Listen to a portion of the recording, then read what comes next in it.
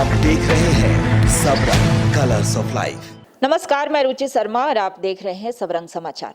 अभी हमारे साथ सूबे के वित्त मंत्री जो कि ब्यूरोक्रेट्स भी रह चुके हैं। अभी हम चर्चा करेंगे देश की अर्थव्यवस्था पर जो कि चरमरा गई है। और झारखंड एक ऐसा खनिज संप्रदाय प्रदेश है जिससे कि पूरे देशवासी लाभान्वित होते हैं। और इससे झारखंड को क्या मिलता है? सर्वप्रथम नमस्कार सर, सबरंग समाचार में आपका स्वागत है। देखिए, झारखंड धनी प्रदेश है। माइंस के बारे में, वन संपदा के मामले में एक कहावत भी है कि झारखंड राज्य धनी है लेकिन इसके रहने वाले लोग गरीब हैं। ये सही है। इसलिए ऐसा हो रहा है कि जो हमारे पास प्रकृति ने संपदा दी है, संपत्ति दी है, उसका हमें पूरा का पूरा लाभ नहीं मिल पा रहा है। देश का लगभग 23% कोयला झारखंड से जाता है, लेकिन हमको मिलता क्या है? हमारी ज़मीन भी चली गई। 50,000 एकड़ ज़मीन हम कोल इंडिया को दिए हुए हैं। माइनिंग चल रहा है लेकिन हमको मिलता नहीं है। ज़मीन का भी मुआवजा नहीं मिला अभी तक। सेस भी बहुत कम मिलता है। रॉयल्टी जो मिलता है उसका है वो बहुत कम मिलता है। उसी तरह से जंगल में भी बहुत ज़्यादा फ़ायदा नहीं है, बहुत ज़्यादा इनकम नहीं है। जबकि यहाँ से जाते हैं वन संपत्ति, लकड़ियाँ जाती हैं, लेकिन बहुत ज़्यादा फ़ायदा उसका आय नहीं हो पाता। इस तरह से अन्य खनिज भी यहाँ से जाते हैं। कहने का मतलब ये है कि जो फ़ायदा हमें मिलना चाहिए खनिज पदार्थों से वो नहीं मिल पा रहा है। इसलिए यहाँ जो स्थिति है, वित्तीय स्थिति है, वो अच्छी नहीं रहती, अच्छी नहीं है। और इस बार तो कोरोना के समय में एक ऐसा समय आया था जब हमारा वित्तीय स्थिति बहुत ही ख़राब हो गई थी। कुछ ऐसे विभाग थे जहाँ पर जो आय था, रेवेन्यू कलेक्शन, वो जीरो हो गया था। लेकिन अभी कुछ सुधार हो रहा है। अनलॉक जब शुरू हुआ है तो कुछ स्थितियाँ बदली हैं, आर्थिक गतिविधि बढ़ी है और हमारी स्थिति सुधर रही है। हमारा कमर्शियल टैक्स था तो काफ़ी पैसा आता था उसमें, लेकिन जीएसटी बन गया तो जो कहा गया कि कंपनसेशन देने के लिए, लेकिन सरकार नहीं दे रही, भारत सरकार नहीं दे रही है। हम लोग कैलकुलेट किए हैं कि पिछले साल का हमारा लगभग 2500 करोड़ कंपनसेशन मिलना चाहिए, लेकिन सरकार अभी नहीं दे रही है। भारत सरकार को देना है, नहीं दे रही है। इस तरह से भारत सरकार अगर सहयोग करती तो लॉकडाउन के बावजूद भी हम अच्छी स्थिति में रहते। अगर भारत सरकार से कोयला का, हमको ज़मीन का, कम से कम ज़मीन का जो मुआवजा होना चाहिए, मैंने कहा 50,000 एकड़ जो ज़मीन दिए हुए हैं उसका मुआवजा मिलना चाहिए। तो ऐसा है कि आंकड़े के अनुसार लगभग 45,000 करोड़ बकाया है अब तक। अगर वो मिल जाता तो हमारी स्थिति सुधर जाती, बेहतर हो जाती। तो सब चीज़ें हमको खलती है ना, कि हमारा पास संपत्ति भगवान ने दिया है, ईश्वर ने दिया है, प्रकृति ने दिया है, लेकिन हमारा एक तरह से हम नहीं कहेंगे शोषण हो रहा है, लेकिन जो उचित है हमको वो नहीं मिल रहा है, इतना कहेंगे हम। जो उचित है, हमारा ड्यूज होना चाहिए, ड्यूज है हमारा, ड्यू है हमारा, हमको मिलना चाहिए, हमको तरीके से, नियम से नहीं मिल पा रहा है। सर, आप लोग आरोप लगा रहे हैं केंद्र पर और केंद्र सरकार कांग्रेस पर। तो इसमें इस कोरोना की महामारी में देश की ही आर्थिक अर्थव्यवस्था नहीं पूरे विश्व की चरमरा गई है। इस पर आप क्या कहना चाहेंगे सर? ऐसा है, हम समझते हैं, हम किसी पार्टी को दोष नहीं दे रहे हैं। हम कह रहे हैं केंद्र सरकार को इसलिए कहते हैं कि केंद्र सरकार की जिम्मे देश की अर्थव्यवस्था चलाने की जिम्मेदारी होती है। कोरोना पीरियड हुआ, लॉकडाउन हुआ, हम समझते हैं कि लॉकडाउन के पीरियड में आर्थिक गतिविधि ठप हो गई थी, धीमी हो गई थी, उससे कम हुआ। लेकिन इसके पहले क्या हुआ? इसके पहले क्या होता था? आज आते इससे मैंने कहा आपको कि कोल इंडिया को राज्य सरकार ने 50,000 एकड़ जमीन दी।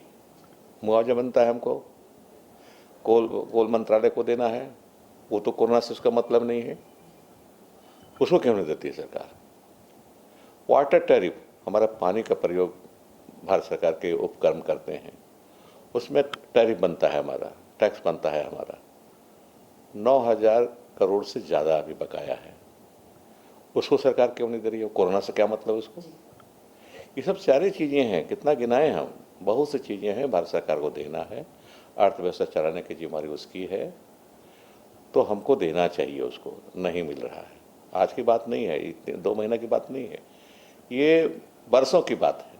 प्रवासी मजदूरों के लिए क्या ठोस प्लान है सर? देखिए, प्रवासी मजदूरों के लिए हम अभी योजना बना ही रहे हैं। पहला तो ये हम कहना चाहेंगे, मेरी व्यक्तिगत राय है सही, कि जो प्रवासी मजदूर वापस आए हैं, अन्य राज्यों से यहाँ आए हैं कोरोना काल में, स्थिति सुधरती है दूसरे राज्यों में तो वापस जा सकते हैं, उनको जाना चाहिए, क्योंकि एक्सपर्ट हैं कुछ चीज़ के लिए। जैसे बहुत से लोग हमारे पास आते हैं कहने के लिए कि कॉटन मिल में काम करने वाले एक्सपर्ट होते हैं, दूसरे से हम नहीं काम करा सकते हैं, जो वहाँ काम करते हैं वही जानते हैं, और झारखंड के बहुत से लोग उसमें हैं। कुछ कुछ इलाके में हीरा डायमंड कटिंग का काम झारखंड के लोग करते हैं, संभवतः साहेबगंज वगैरह के मजदूर वहाँ काम करते हैं, सूरत में जहाँ डायमंड कटिंग का काम होता है, तो उनका भी वो भी अप्रोच किए थे, फ़ोन किए थे एक आध कंपनी के लोग कि भाई उनको हमको वापस चाहिए, है ना। तो हमने कहा कि देखिए, वापस ले जाने में हमको दिक्कत नहीं है, आप ले जाइए, कंपनी है, आपको अगर दिक्कत है, अर्थव्यवस्था हमको भारत सरकार का भी, भारत का अर्थव्यवस्था देखना है, हमारी जिम्मेदारी बनती है, हम राज्य हैं, सिर्फ अपने ही स्वार्थ नहीं देखेंगे, हमको भारत की अर्थव्यवस्था के प्रति भी हमारी जिम्मेदारी है। तो ये सब मजदूर जा सकते हैं, लेकिन आपको एक एग्रीमेंट करना होगा, एग्रीमेंट करना चाहिए और करना होगा। नंबर 1, जो मजदूर ले जाते हैं उनको शेल्टर वहाँ रहने की व्यवस्था आपको करनी चाहिए, आपकी जिम्मेदारी बनती है। फिर उचित मजदूरी देनी चाहिए उनको, है ना। तीसरा कि उनके अगर परिवार सहित जाते हैं तो उनके बच्चों की पढ़ाई का भी ख्याल रखना चाहिए कंपनियों को। चौथा, बीमार पड़ते हैं तो भगवान भरोसे रह जाते हैं, उनका उतना ये मजदूरी नहीं मिलती है कि अपना इलाज स्वयं करा सकें, तो स्वास्थ्य का भी ख्याल रखना चाहिए, सस्ती दवाएं देनी चाहिए, स्वास्थ्य सेवा पर ध्यान चाहिए, डॉक्टर लगाना चाहिए, उनको दिखाना चाहिए, ये सब व्यवस्था कम से कम होनी चाहिए। तो कोई भी देश एक है, कोई कहीं रह सकता है, कहीं काम कर सकता है, जीविका की खोज में लोग जाते ही हैं, पहले से भी जाते रहे हैं, इतराज नहीं है। और जहाँ तक यहाँ का सवाल है, यहाँ हम लोग खोज रहे हैं कि कौन कौन से क्षेत्र में इनको काम दिया जा सकता है। जो वापस आ गए हैं और नहीं जाना चाहते हैं, तो माइनिंग के क्षेत्र में, कंस्ट्रक्शन के क्षेत्र में, एग्रीकल्चर में भी, किसी में भी कहाँ उनको लगाया जा सकता है, तो वो हम लोग देख रहे हैं, योजना बना रहे हैं, ज़रूर उनके लिए करेंगे। वो हमारे आदमी हैं, उनको जीविका का प्रबंध हम लोग करेंगे, राज्य सरकार की जिम्मेदारी बनती है, तो हम लोग करेंगे। जैसा कि सर इस सरकार में आपका दबदबा अच्छा है, आपके बात को लोग तवज्जो देते हैं, और आपने जिस तरह से झारखंड की परिकल्पना की थी, तो आपको क्या लगता है सर कि आप उस मूर्त रूप दे पाएंगे? देखिए, 1 दिन में, 2 दिन में, महीने में, 2 महीने में मूर्त रूप नहीं दिया सकता, ये तो स्पष्ट है। लेकिन जिस तरह से पिछली सरकारों ने काम किया, और अफसोस होता है कि क्यों ऐसा किए। अगर पिछली सरकार के बारे में हम देखें, कार्यकलाप के बारे में, तो एक चीज़ तो उन पर हम जरूर आरोप लगाएं कि उन्होंने फिजूल खर्ची की। जहां खर्च होना चाहिए, जहां खर्च होने से लोगों में बेहतरी आ जाती, उन्होंने नहीं किया, अनाप शनाप खर्च किए, जिसका कोई मतलब नहीं, जिससे कोई लाभ नहीं हुआ लोगों को। तो पहले तो हमारी सरकार शुरू से ही प्रतिबद्ध है कि हम अनाप शनाप खर्चे नहीं करेंगे, है ना। वैसे काम करें, वैसी चीज़ों में खर्च करेंगे जिसमें लोगों को लाभ हो। हम शिक्षा में खर्च करेंगे, स्वास्थ्य में खर्च करेंगे, समझ बुझ के खर्च करेंगे ताकि लोगों को लाभ मिले। इस तरह से फिजूल खर्ची को हम लोग रोक रहे हैं। एक हमें बदलाव हम देखना चाहते हैं। करना चाहते हैं। फिर हमारी सरकार में हम देखेंगे कि जो हम खर्च कर रहे हैं ज़मीन में कितना पहुंच रहा है, लोगों को फ़ायदा उससे हो रहा है कि नहीं, इस पर भी ध्यान रखेंगे। कागजी आंकड़े पर नहीं जाएंगे, खर्च दिखा दीजिए, इतने खर्चा किए सरकार ने, जो जवाब होता है कितना खर्च किया गया, लेकिन खर्च करने से लाभ क्या मिला लोगों को, ये देखना है। तो हम उसको लाभ पर ज़्यादा जाएंगे, खर्च पर नहीं। करोड़ खर्चा करेंगे और लाभ हज़ारों कभी नहीं मिलेगा, ऐसा नहीं होना चाहिए। करोड़ खर्चा किए हैं तो कोई लाखों का होना चाहिए फ़ायदा कम से कम। पिछले दिनों मुख्यमंत्री जी ने आक्रामक बयान दिया था, तो क्या कोई आर्थिक नाकेबंदी की तैयारी हो रही है सर, या क्या कुछ?